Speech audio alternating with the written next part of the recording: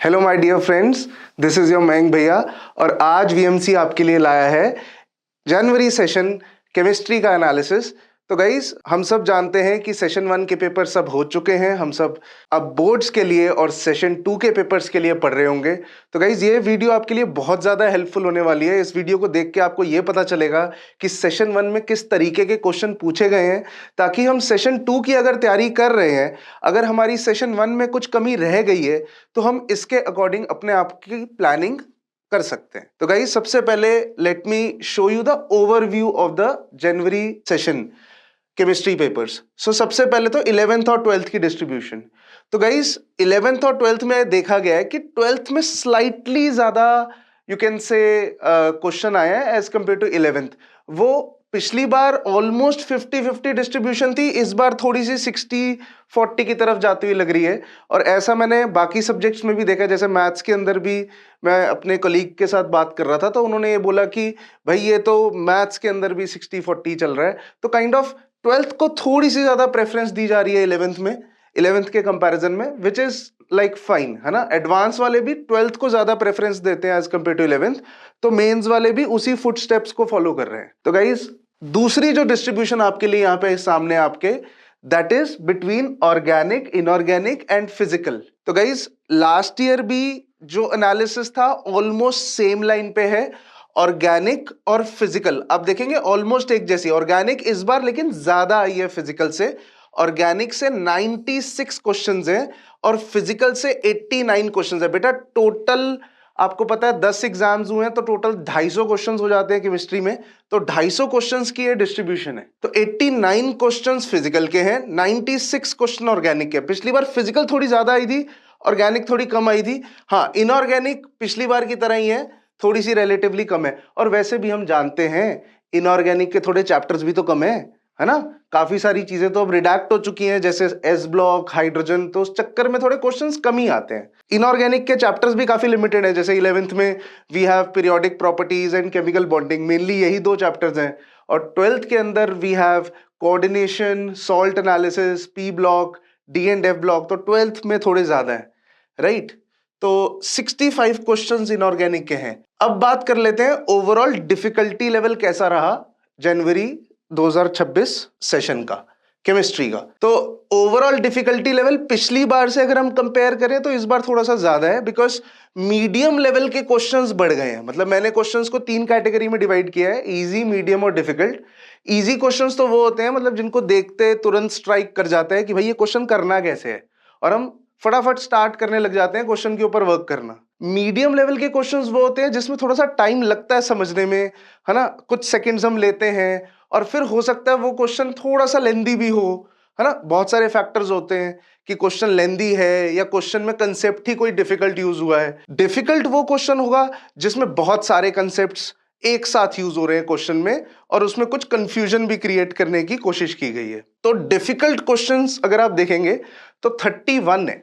31 मतलब अगर आप इसको 10 पेपर में यूनिफॉर्मली भी सोचो तो ऑन एन एवरेज 3 क्वेश्चंस पर पेपर आपके डिफिकल्ट बनते हैं, है ना। और बाकी इजी और मीडियम ये काफी भारी मात्रा में है। गाइस, ये जो मीडियम लेवल के क्वेश्चंस है ना, पिछली बार ये कम थे। डिफिकल्ट पिछली बार भी इतने ही थे ऑलमोस्ट, बट मीडियम कम थे और इजी थोड़े ज्यादा थे।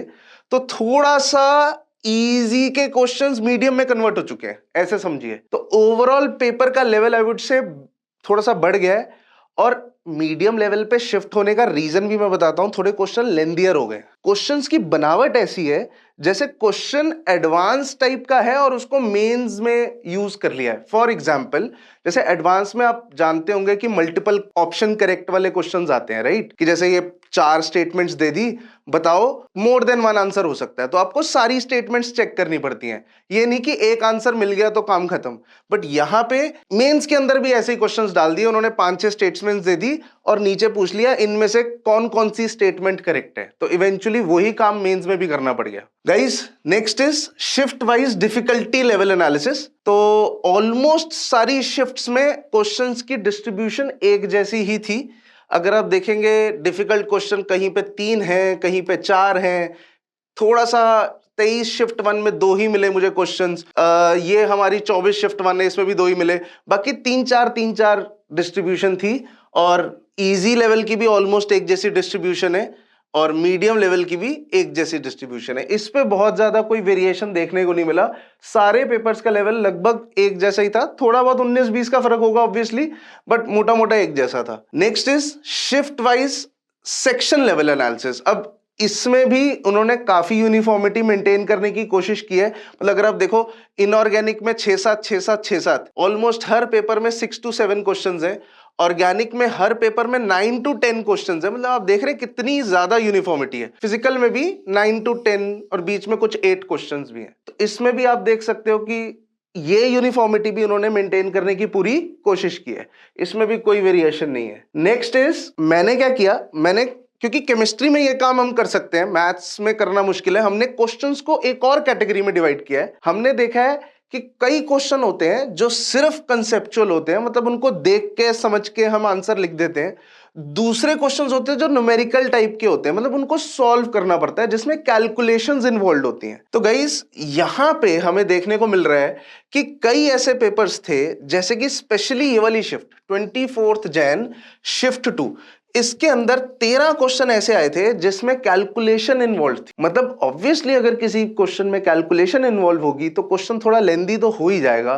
तो इस चक्कर में केमिस्ट्री का पेपर 24 जैन शिफ्ट 2 का थोड़ा सा लेंदियर अपीयर हो रहा है, जिसके कारण ऑब्वियसली मैथ्स और फिजिक्स को हम टाइम थोड़ा कम दे पाएंगे, है ना। केमिस्ट्री ही अगर ज्यादा टाइम ले लेगी, जनरली हम कोशिश करते हैं केमिस्ट्री 35 से 40 मिनट में हो जाए, बट हो सकता है कई ऐसी शिफ्ट्स थी जिसमें केमिस्ट्री ने ज्यादा टाइम ले लिया, और इसका इंपैक्ट डेफिनेटली बाकी सब्जेक्ट्स में भी देखने को मिला होगा। अब आप देख सकते हैं यहाँ पे 13 सवाल है, यहाँ पे 10 सवाल है, यहाँ पे 10 सवाल है, तो ये कुछ ऐसी शिफ्ट थी। अब कई शिफ्ट्स में 7 सवाल है, विच इज स्टिल ओके, है ना। ओवरऑल मैंने देखा कि कैलकुलेशंस भी इस शिफ्ट में ना थोड़ी सी डिफिकल्ट लेवल पे आई हैं। मतलब 3rd डेसिमल प्लेस तक आपको कैलकुलेट करना पड़ रहा है और फिर उसके बाद इंटीजर टाइप में आंसर लिखना पड़ रहा है। तो आई थिंक पिछली बार के हिसाब से अगर हम कंपेयर करें तो इस बार के केमिस्ट्री के पेपर थोड़े लेंदियर अपीयर हो रहे हैं, राइट। और this is one of the reasons कि मैं ये एक्सपेक्ट कर रहा हूं कि इस बार की कट ऑफ्स भी जैसे 99 परसेंटाइल की मान लेते हैं कट ऑफ, पहले से कम जाने वाली। Next is, this is very important guys, topic wise analysis of class 11 topics. ये सारे हमारे क्लास 11th के टॉपिक्स हैं। Atomic, chemical bonding, chemical equilibrium, सारे टॉपिक्स आप देख पा रहे हो। इसमें मैंने कुछ टॉपिक्स ग्रीन से हाईलाइट किए और मैंने इसमें कुछ टॉपिक्स ऑरेंज से हाईलाइट किए। अभी मैं आपको मतलब समझाऊंगा कि why I have done this. Guys इस साइड आप देखिए, हर टॉपिक के सामने ये लिखा हुआ है डिफिकल्ट कौन सा है, इजी कौन सा है, मीडियम कौन सा है, ठीक है। इस टॉपिक से जैसे एटॉमिक से कोई भी डिफिकल्ट क्वेश्चन नहीं आया है, 6 क्वेश्चन आसान आए हैं और मीडियम 8 आए हैं। तो मैं थोड़ा सा स्क्रीन से साइड हट जाता हूं, आप एक बार पूरा टेबल देख लीजिए, पॉज करके आप पूरा एनालाइज भी कर सकते हैं टेबल। 1 सेकंड के लिए मैं साइड हट रहा हूं। ओके गाइस, सो इस टेबल के अंदर आपको ये देखने को मिल रहा है कि कई ऐसे टॉपिक्स हैं जिससे भरमार क्वेश्चन आए हैं। जैसे ये देखिए, ये आईयूसी देखिए, आईयूसी से कितने सवाल आए हैं भाई साहब, 30 सवाल आए हैं आईयूसी से। हर पेपर में 3 सवाल है आईयूसी के और ज्यादातर क्वेश्चन इजी। भाई साहब ये आपको करके ही जाना पड़ेगा टॉपिक, और बहुत अच्छे से करके जाना पड़ेगा, आप छोड़ ही नहीं सकते। जो ग्रीन हाईलाइटेड टॉपिक्स है आप छोड़ ही नहीं सकते। अब पीरियोडिक प्रॉपर्टी इतना छोटा सा टॉपिक है, हम सब जानते हैं, और उस टॉपिक से आप देखिए कितने सवाल आ गए, 10 सवाल आ गए।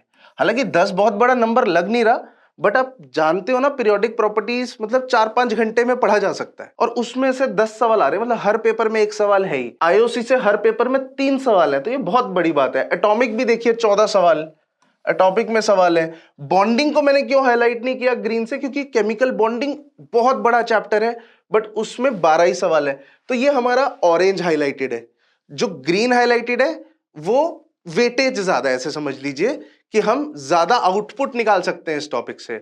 ऑरेंज भी इंपॉर्टेंट है, बट उसकी आउटपुट रिलेटिवली कम आएगी बिकॉज ज्यादा टाइम देना पड़ेगा। जैसे हाइड्रोकार्बन है, हाइड्रोकार्बन से 10 ही सवाल है, और कई ऐसे टॉपिक्स देखने को मिले जिसमें से सवाल ही नहीं है। जैसे थर्मोकेमिस्ट्री, बहुत कम सवाल हैं। इसके अंदर देखिए आयनिक इक्विलिब्रियम, कितना बड़ा टॉपिक है आयनिक इक्विलिब्रियम, उसमें 5 ही सवाल देखने को मिले हैं।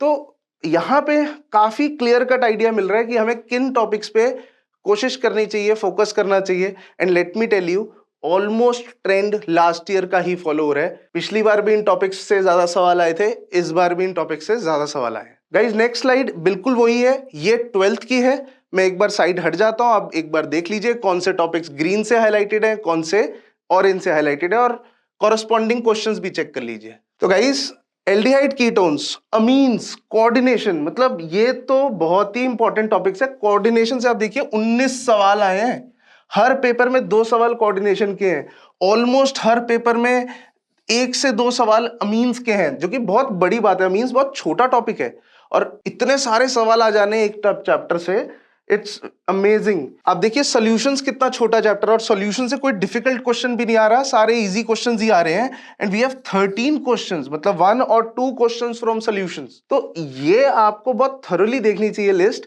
कि अगले एग्जाम के हिसाब से आप कैसे स्ट्रेटेजी बनाएंगे। आपके लिए मैंने एक और स्लाइड प्रिपेयर किया है, it's a bonus slide for you.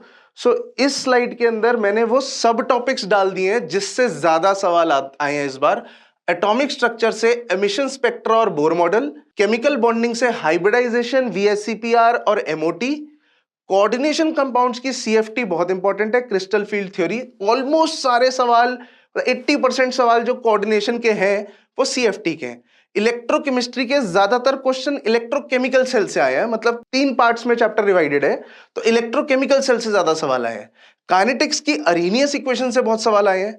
IOC का क्वांटिटेटिव एनालिसिस, आपको याद होगा वो जेल्डाल, ल्यूमास, ये सब जो मेथड्स होते हैं एस्टिमेशन वाले, उससे सवाल आए हैं। इलेक्ट्रिकल इफेक्ट से बहुत सवाल आए हैं, और आइसोमेरिज्म, मतलब स्टीरियो आइसोमेरिज्म, स्ट्रक्चरल आइसोमेरिज्म, इन सब से बहुत सवाल आए हैं। इसमें टॉपिक की लिस्ट ज्यादा लंबी लग रही है, बट ये इससे 30 सवाल भी तो आए हैं इस चैप्टर से, है ना। तो ध्यान देना पड़ेगा आपको। ऑर्गेनिक क्वालिटेटिव एनालिसिस के टेस्ट सारे करने पड़ेंगे बेटा।